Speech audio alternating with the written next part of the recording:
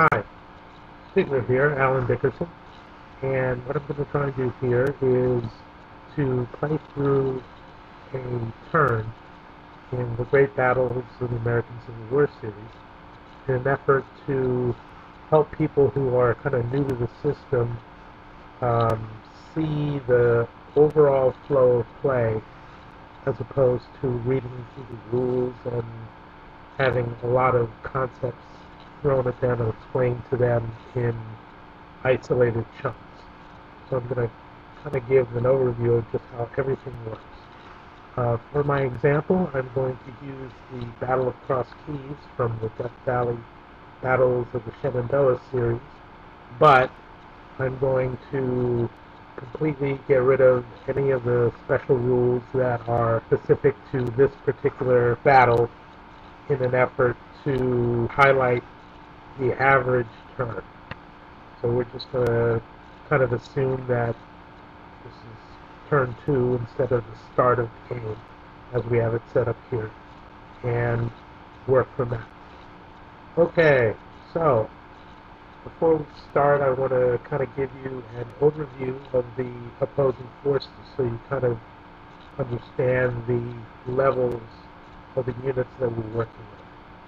We'll start with the Union up here in the mostly the orange colors. We'll zoom in a bit. And we see that what we have here are elements of Fremont's Mountain Department. You see Fremont's blue counter there. That's his Corps commander status as leader of the Mountain Department. Also, Fremont doubles as the division commander for the 1st Mountain Division. Then we have Blanker, who is the divisional commander for the 2nd Mountain Department Division. Each of the divisions, or both of the divisions, have 3 brigades under them. So for Fremont's 1st Mountain Division, we have Milroy's Brigade, Schenck's Brigade, and Clusaray's Brigade. For Blanker's 2nd Mountain Department Division, we have Stahel's Brigade. As a reinforcement, we have Colt's Brigade here, slated to come on in the first turn. And finally, Bolin's Brigade. So 2 divisions, each with 3 brigades. For the Confederates, it's a little simpler. We have only 1 division, headed up by Dick Ewell, and he has 3 brigades as well: Steuer, Elzey, and Trimble. He also has 1 attack artillery battery from Jackson, who is his overall commander, and over here on the right wing, small element of Munford's cavalry, these 2 units. So in effect, we have 2 divisions for the Union against 1 of the Confederates. This will be important in determining efficiency and the activations we're going to generate. Okay, so let's assume that we just began a new turn. The first thing that we do is to roll for initiative. Initiative is based on simply comparing 2 competing 1-die-10 rolls with the addition that the side that previously enjoyed the initiative gets a +1 on their die roll. To start a game, the special rules will usually tell you which side has the initiative. So let's assume, for the purposes of this demonstration, that the Union had the initiative for the previous turn. So we'll roll for the Union first and add 1. And they rolled an 8, so that's a 9. Confederates roll a 4. The Union has the initiative. What this means for the purposes of the game turn is that the Union get to decide which formation, which of their two divisions will have the first activation. And this is important for a variety of reasons. Because all of the other activations will be drawn from the chip pull hat at random, and we don't know what order they'll be drawn in, the ability to be able to control which unit moves first can really, really be important, especially if you spent the previous turn setting up for an attack or needing to get away from the situation. The ability to be able to say, okay, I'm going to skedaddle or I'm going to attack before the enemy has a chance to react can't be overstated. After we roll for initiative, we move on to the orders segment. And the first thing to do for that is for both sides to determine how well their chain of command is functioning. Troops do better when they have a unbroken chain of command from the overall leader, if the overall leader of the army is on the map, or perhaps the corps commander, all the way down to the regiment. That way they can pass along orders, everything goes smoothly.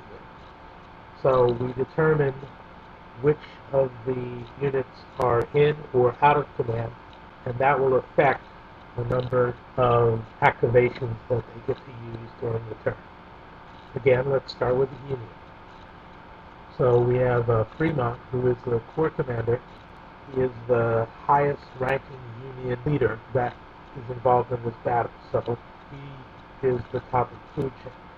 Also, he serves as the 1st Division commander. And so these two counters, one corps commander and one division commander, cannot be separated because they are one man at the same. It's just that the counters carry different information on them. So let's start with Fremont. Has the 1st Division in command. He also has the 2nd Division within his command radius, which is 6 commander movement points. So he's stacked with Fremont and is within 3 movement points of Blinker. So the divisions are fine. Now we trace from the divisions down to the brigade. So Fremont has a division commander, has a radius in the black circle of 5 commander movement points. So he can trace 1, 2, 3, 4 to Couseret, he's in command. We can trace 1, 2, 3, 4 to Milroy, he's in command. And Schenck, 1, 2, 3, 4, 5, nope, can't make it even though the streams don't affect leaders' movement points. He is too far, so we are going to place an out of command marker next to Schenck. The effect of that is that whatever efficiency is drawn and however many activations the 1st Division get, Schenck will have 1 fewer.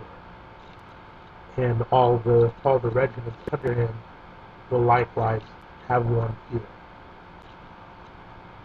Now we move over to Blanker, who has a radius of 5 movement points. So he can trace to along this road here, which is half a movement point each. 1, 2, 3, and then 2 for the woods that Bolin is in. Bolin is in command. Shaho is too far, so he will be out of command. The reinforcements that are slated to come on this turn are always said to be in command on the turn that they enter. Colt, when he enters, will be in command. That's the command status for the Union. Now we move down to the Confederates. We have Yule here, who is only a divisional commander. Jackson, who is the Corps and I guess the Army commander, is 6.5 miles away off map at Port Republic. What that means in game terms is that Yule, the division commander, is out of command as far as his Corps commander is concerned. So he'll have one fewer activation than his efficiency allows. However, you'll notice near the top right of his counter is that he has a 1 rating, so he can add 1 to his efficiency drop. So he negates the fact that Jackson is out of pocket on his own initiative. So let's trace his command ratings. Destroyer, we have 3 intervening woods hexes at 2 movement points each, so that's 6. He's in command. Elsie is along this road here, so 1, then 2.5. He's in command. And Trimble, 3, 4, 5.5. Trimble is also in command. The cavalry is always considered to be in command and independent of each other because they serve as flank guards and reconnaissance and those sort of things. So unless they are operating at a very large cavalry formation where they have a actual division commander and several brigadiers, they operate independently. So they will draw their own efficiency. Alright, now that we've established who's in and who's out of command, now we draw for efficiency. The way we do that is we get cups or a hat or something. We use hats here in the vassal module, and we consult the special rules for the battle and find out what the mix of efficiency chip is for both of the sides. And then the commander determines efficiency in sequence. So he finds out what his efficiency is, or his base efficiency is, and keeps it secret from the opposing player. Let me show you how that works. So for the Union, the mix of efficiency, as stated in the battle book, is that the Union get 2 2s, and drag 2 of these in the hat, 2 3s, and 2 4s. Then, since we only have basically one core-sized unit, we draw that out for 3 months core. Note on this organization card that we have Shields.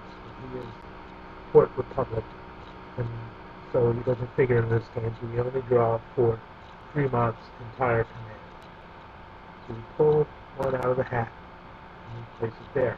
Now normally we would peek at it, see what the number is, but in this vassal module I am participating as an observer, so I don't have the ability to actually peek at the piece. So let's just assume, for the sake of argument, that the Union draws a 3. So we use a strength color marker to do that.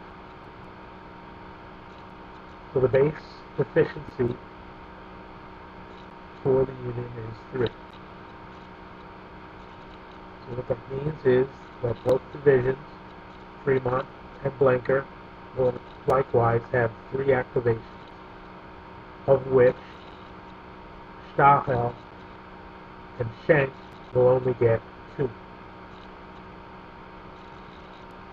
Moving on, we move to the Union activations, and now we pull 3 Blanker chits and 3 Fremont chits put into the activation cup. Now we draw out the rest of the Union efficiency markers, and now we do the same for the Confederates. So the Confederate mix for efficiency is 1-1, 1-2, and 4-3. 4. And we draw one out, place that on the Confederate card, and likewise have a peek at that. Let's assume, since there are 4 3s, that's the most likely result, so we're going to assume then that Confederates have also drawn 3 for their efficiency. So now we go to the AMs for the Confederates, and we draw out 3 for Ewell and 3 for the cavalry.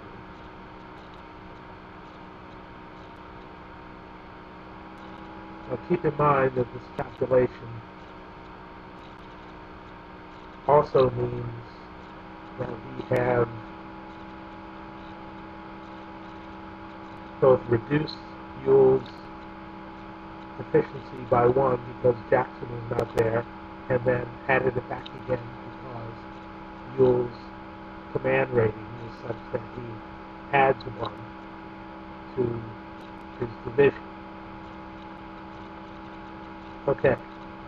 Now, one thing I forgot was that the Union, because they have 1 initiative, get to choose 1 division to begin with.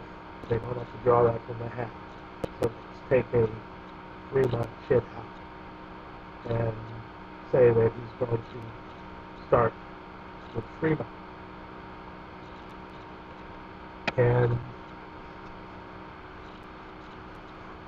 after efficiency is determined and we know the amount of activations that are stashed in the hat, then each side goes through the orders phase where all units that are in command from the corps commander or overall army commander through the division and down to the brigades and also to the regiments, if they are in command, they have an unbroken chain of command, they get a free orders change if they want to use it. So they can, at the top of the hour, they can just decide that all of their forces have exactly the orders that they want, except for any of the formations that are out of command.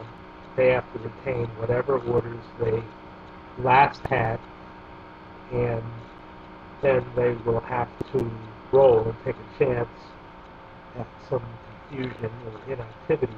They have to take a chance to change orders on the brigadier's own initiative. Another important thing to remember is that if this actually were the first turn, all units are assumed to be in command on that first turn. So you get a free turn to be able to solve any proximity issues you may have with your army. But for the purposes of this, we're assuming this is not the first turn, so these 2 brigadiers here on the wings are going to start out of command. Now that we've done the orders, we also give orders to the reinforcements that are scheduled to enter the map, and the Union has this brigade coming in here. We're going to give them march orders, and what we do for that is to change his orders to march. Hard to see. Let me zoom in here. You show the coldest is now in March. You can also find a wooden counter, put that there, and here's March. We will have March. And to accommodate that, Union AMs place a March chip into the drawer, and that will be determined in random order, just like anything else. More details on March when we finally draw that chip. Then, if you have any units that you want to place in reserve, you do that. If you want to set any units to building breastworks, called the engineering phase, you can do that. So now the order segment is completed. Now we move into the heart of the turn, which is called the activation segment. This is basically where we move and fight and use up all of the activations that are in the hat. So we start with the Union because they are one initiative and they have selected Fremont to use the first activation. Go over here to Fremont and declare Fremont is activated. So now, normally he can move each of his 3 brigades one at a time. They have to complete all of their actions one at a time, unless Fremont wants to take a gamble and attempt to coordinate and move multiple brigades at one time. This is especially useful when you're contemplating an attack on an enemy. In each brigade activation, the defenders, if they are fired upon, get a chance to return that fire once during each brigade's activation. So if you move your brigades one at a time, the defender gets to return fire if fired upon for each of those brigade activations. But if you get coordination and say you can move 2 brigades, those same enemy units will only get 1 chance to return fire on units of those 2 brigades. So you can see what the benefit is of that. The risk is that you get a result that tells you can't coordinate. No harm, no foul. You simply move your brigades in order.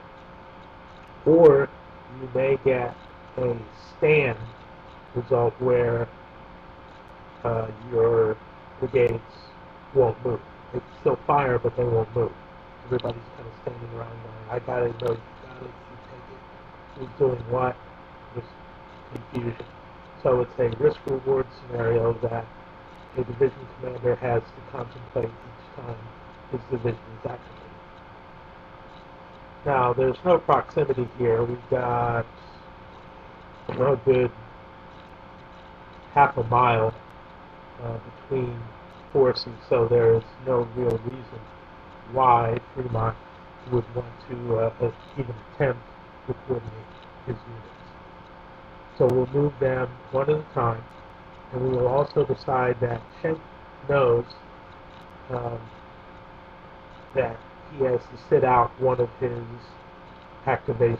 He can choose whichever one of the 3 that comes out of the hat.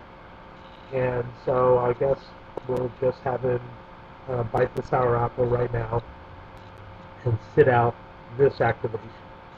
And we can denote that in a number of ways. I think I'll just rotate this upside down to show that he has decided to make this his inactive activation for the turn. Now we'll move on to Clusaray's small brigade. He's got only 2 regiments here, and I think what we're going to do with him is use him as a bit of a flank attack here. Send him out there and hopefully draw some Confederate forces off of this raised and fortified line here. So let's move those units. Okay, so we consult our terrain effects chart and we'll start moving.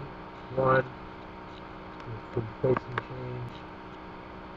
2, 3 to cross the stream. 4, another free facing change. 5 and 6. Move up a hill from one terrain to the next highest terrain. Moving uphill doesn't cost anything extra. Now we'll move his sister brigade right behind.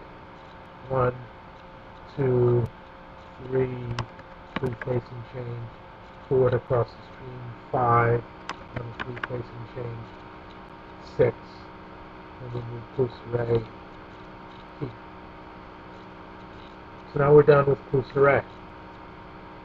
Schenk has already decided to hang fire, so that leaves Milroy. Milroy is going to attempt to set up some artillery here on this forward slope and start an artillery duel maybe with these batteries there. So let's first move the batteries. Batteries have, as you can see here, a movement allowance of 8, but clear hexes cost them 2 each. 2, 4, 6. Move in there. Move this battery likewise. 2, 4, 6. We'll move in there. And this battery will start to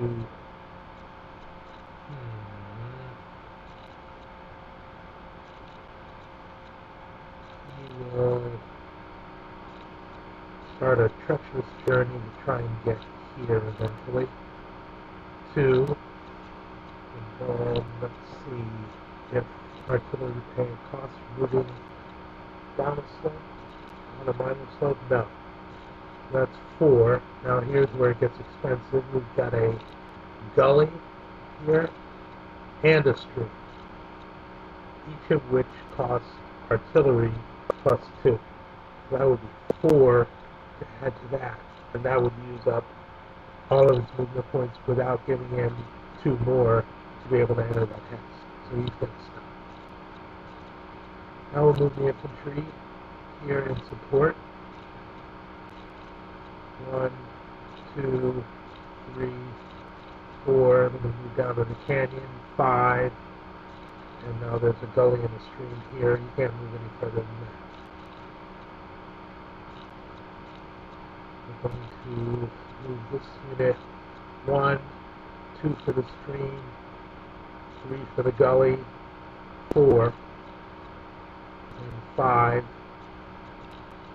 And 6.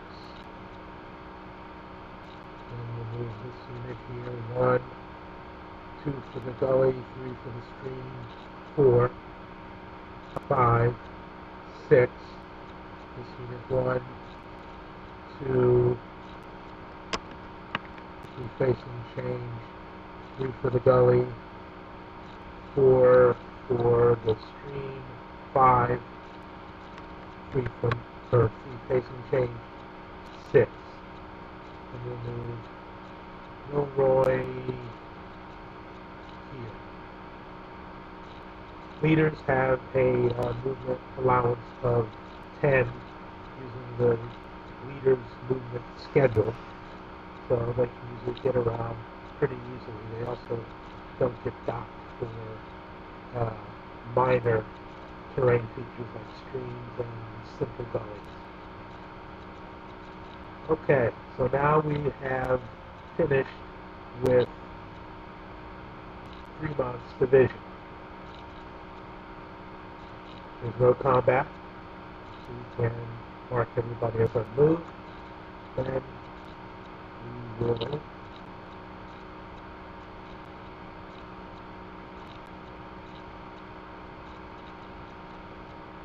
will mark her to the unit hands played. This is basically so that both players can see how many have been played, and then at the end of the turn they can compare that to the efficiency marker once they turn it over, show it, to make sure everybody has used the correct number of efficiency draws. So now we draw the next one out of the hat, and it comes out as the Confederate cavalry. Let's move down here and look at the Confederate cavalry. Let's assume that they want to take up a blocking position on this road here, and so this unit will move along the road, half one, change the spacing, move into there, and stop. Let's assume that Munford's unit will take up this position here at Gates Mill, and that's good enough for him. So now, that formation has activated, and we put that there, and we draw the next chicken. And then we get blanker. So as you can see, we don't know what order that the chits will be drawn. Adds quite a bit of fog of war, and also keep in mind that neither player actually knows how many chits there are to even be drawn from the cup. So they can look at the same battle rules in the book and kind of figure out what the average is and what should be expected. But still, you never know if that one chip that they pull out for the Confederates will be the 1 instead of the 3. You never know on what turns those are going to happen. Okay, so blanker is going to, let's see. Oh. Let's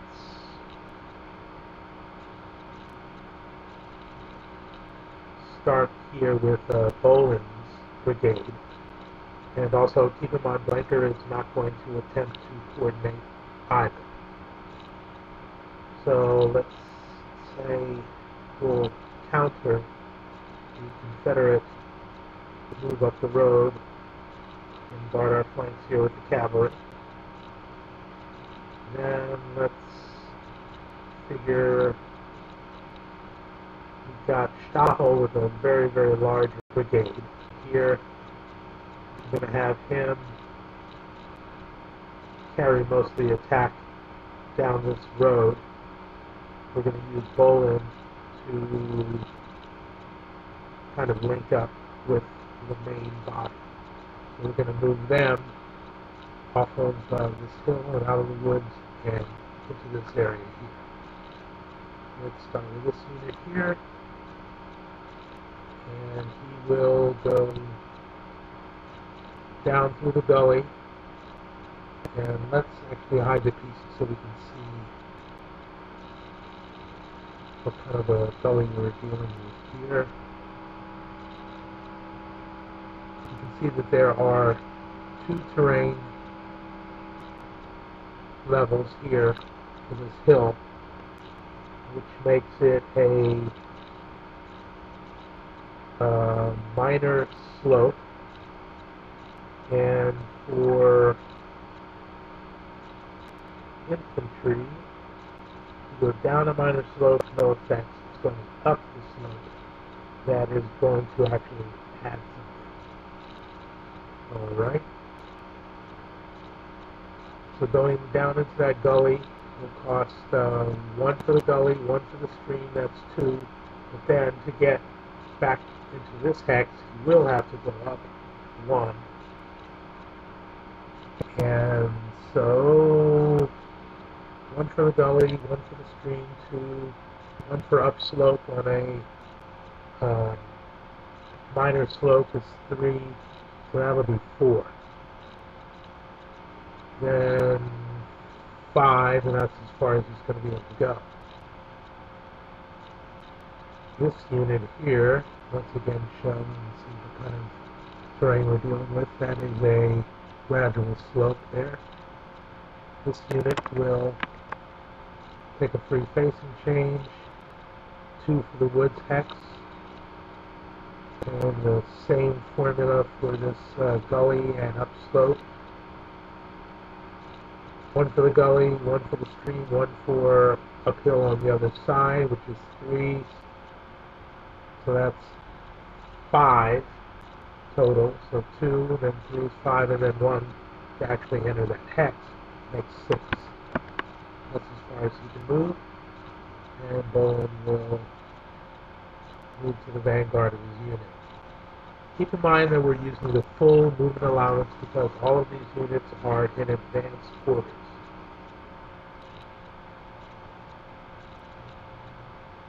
Now, with also note that the reinforcement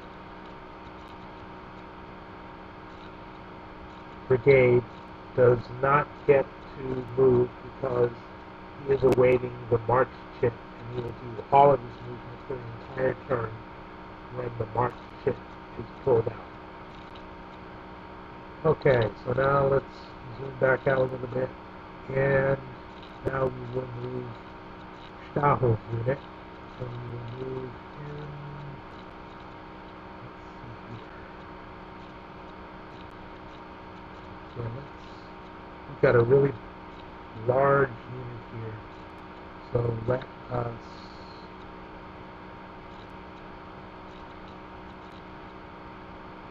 go down this road.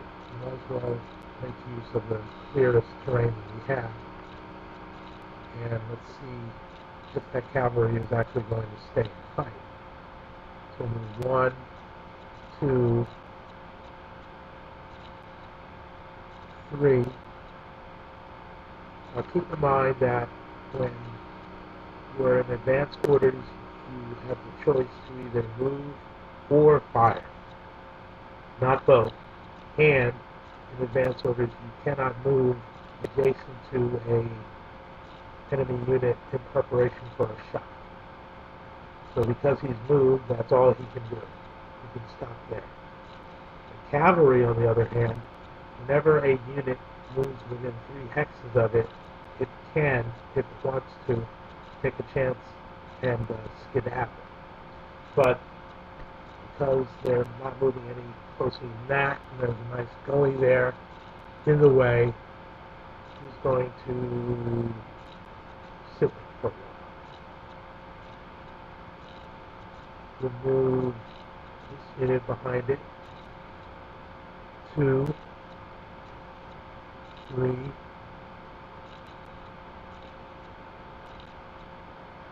4, 5. Look there. This unit will move across the gully and the stream, which is not a gradual slope, but a minor slope down, but not up. So we will add 1 just across the stream, 2. And here, 3, and across this stream again, 4, 5.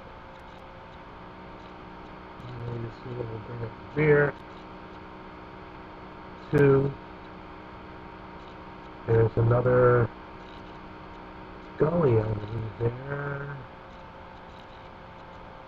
Let's see again. No, there's no gully there. A minor slope. 4, we'll call that 6. Then we will move Stahel here.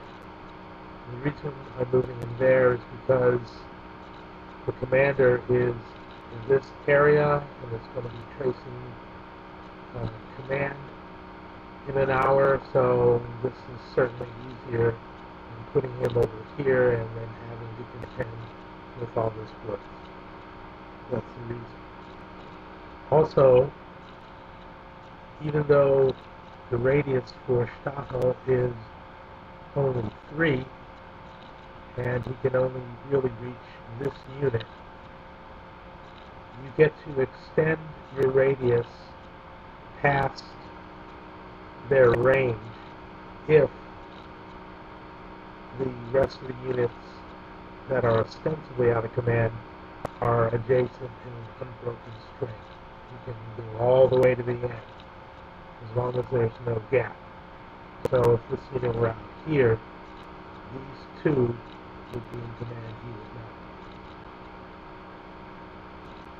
Alright, we've got a couple more units to move here. 2, 4, 6. And this artillery, man, I don't even know how they got up there. But let's say they're going to move forward here. This is the edge of a kind of a raised area here. This area below it is lower and might afford some pot shots over here if the enemy ended.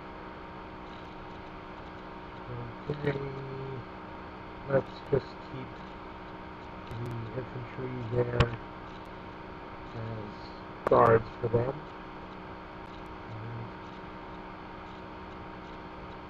Stachel's out of command marker with him because he's not sitting out this particular command. And now we are, and then Blanker, as a division commander, he can move because he is not also the corps commander.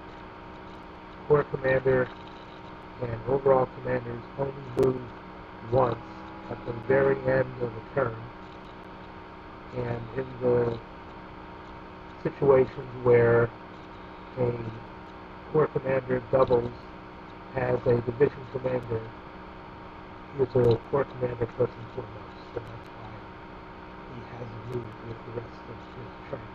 Blinker, however, can. And he will... Oh, we got Fieldgren's artillery here. Let's send with him.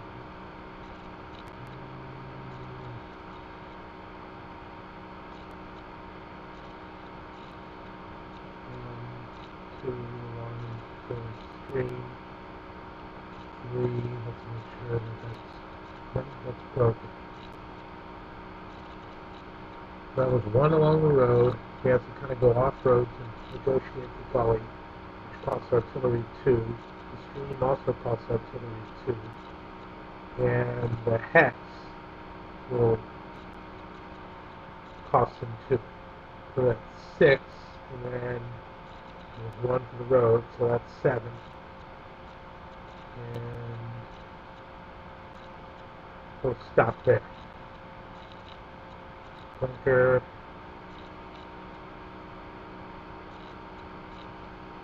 And move there. And now we're done with flanker. So let's take drop rules and mark them.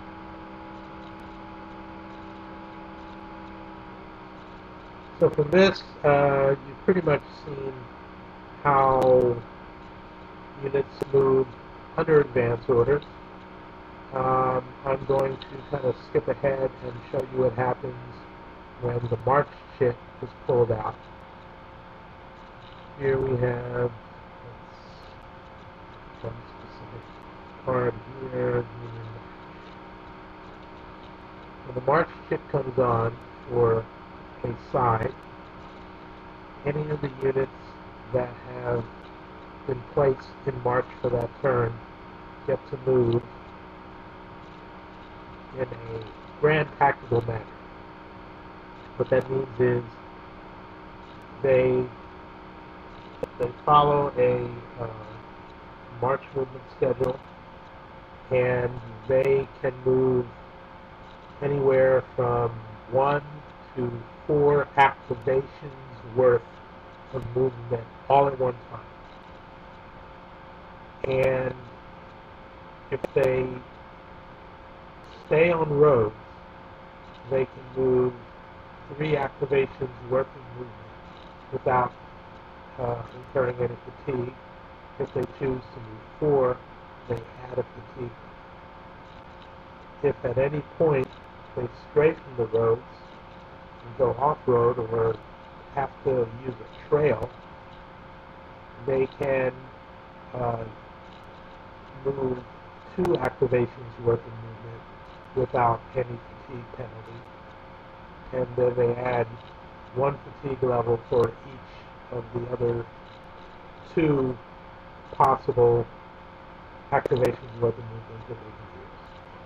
Okay, so the union here has Colts, and he is set to enter here at the C entry hex. March orders. That helps the rest of the units under him. And let's say he wants to come right up the center with the rest of the division.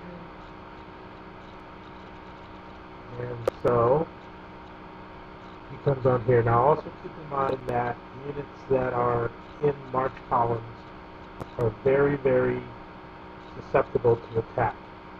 You want to use this as movement close to combat, get them out of march, shape them out in the lines or columns, and then move them into combat and get fired upon, or especially if they are shot, they're at a really bad disadvantage. And they can't move any closer than 4 hexes and within line of sight of an enemy. And that's actually pretty lenient. You should probably try to keep a march column, I'd say, at least 8 or 9 movement points away from any enemy line of sight or advance or anything. You just don't want the march columns to be way late. Okay, so let's say that they move on, and they get to move along a road here, 1/2 for a road for units in march formation. So the other thing is that units in march face hex sides and not hex vertices,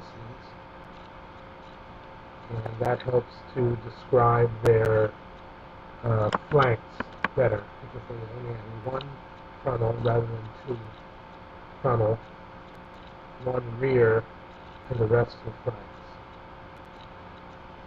Also, because these units are large, they will have extended column markers behind them. They can only have 7 strength points in any one hex. So let's start with this unit. He'll move on with 1/2, 1, 2, 3, 4, 5. We'll follow the road 6, 6. So that's 1 activation's worth of movement. And let's move him down here and stop his movement there, because we don't want him to get too close here. He's kind of behind this knoll here, so line of sight probably isn't as much of an issue as you'd think, but actually they will probably be able to see him. So let's move him there instead.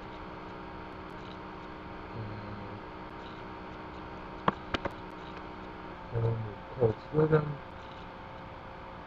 We'll have an extended column marker behind him.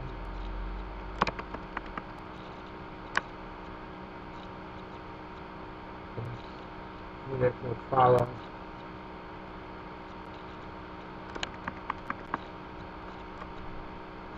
And then we'll extend column marker here.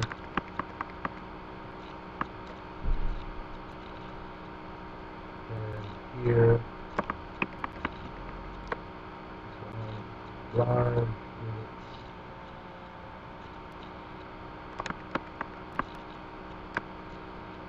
And finally the auxiliary unit will go up here, here, and we move to that. Now, if the situation on the battlefield was different, they could have used a lot more activations to move all the way clear over here if they wanted to, or probably even over here if contemplating some kind of flanking maneuver. That's all capable with March. Okay.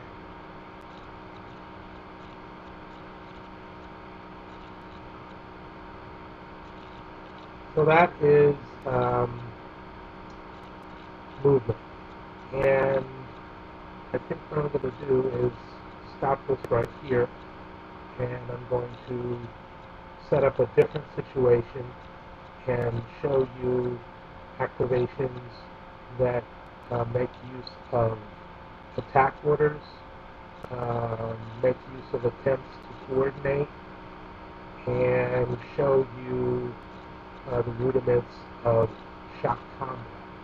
Right now, the forces are really not close enough to contemplate all of that. And we'll, of course, also do fire combat in the next installment as well. Stay tuned.